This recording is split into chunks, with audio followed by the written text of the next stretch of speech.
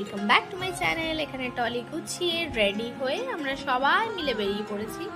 আর এখানে ইনি দৌড়াতে গিয়ে একবার ধপাস হয়ে পড়েই গেছে। আর আজকে আমাদের যাত্রা হচ্ছে দার্জিলিংয়ের উদ্দেশ্যে। আর এটা সম্পূর্ণই একটা আনপ্ল্যান্ড ট্রিপ ছিল, তো সেই জন্য আমরা কোনো ট্রেনের টিকিট পাইনি।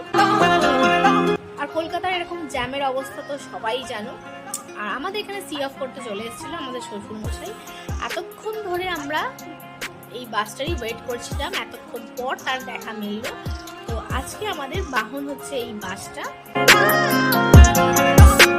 ভেতরে উঠে একটু ভিডিও করে নিচ্ছিলাম। এখানে আমাদের দুটো টিভিও দেওয়া হয়েছিল দেখার জন্য। এটা একটা স্লিপার বাস, আর কিছু স্ন্যাক্স দেওয়া হয়েছিল।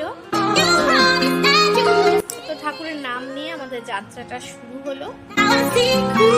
আর ট্রিপ যদি হয় মাউন্টেনে, তো তার এক্সাইটমেন্ট লেভেলটা থাকে একদম চূড়ান্ত পর্যায়ে। আর যারা মাউন্টেন লাভার হবে তারা এটা ফিল করবে। এখানে ওরা একটু টিভি দেখছিল। আর এই যে যাওয়ার পথে এই বাসটাকে দেখলাম, একটু ভিডিও করে নিচ্ছিলাম, বেশ কালারফুল ছিল।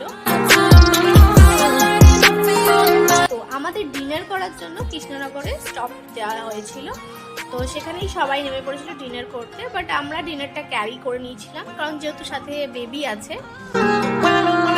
এই যে গুটগুটে অন্ধকার রাস্তা দিয়ে বাসটা যাচ্ছে, ভোর হতে না হতেই আমি একটা ভিডিও করে নিয়েছি, কারণ সেদিন সারা রাত আমি ঘুমাতে পারিনি, এতটাই চূড়ান্ত পর্যায়ে এক্সাইটমেন্ট ছিলাম।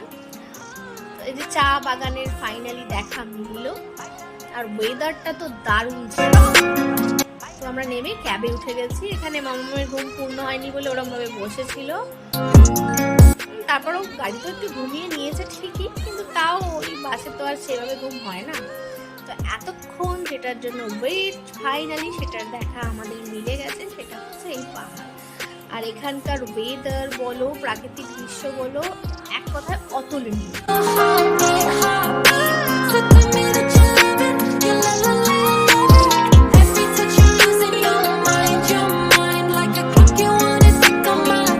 তোমাদের সাথে আমার যাত্রার কিছু কিছু মুহূর্ত শেয়ার করবো বলে এই ভিডিওগুলো করে নিয়েছিলাম।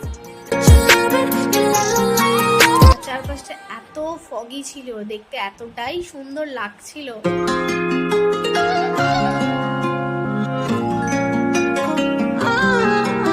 তো এরকমই একটা জায়গা দেখে আমরা চা খাবো বলে সবাই মিলে দাঁড়িয়েছিলাম।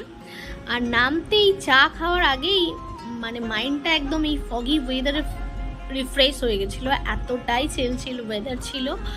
আর এই ঠান্ডা ওয়েদারে গরম গরম চা, তার সাথে দুটোর কম্বিনেশন তো একদম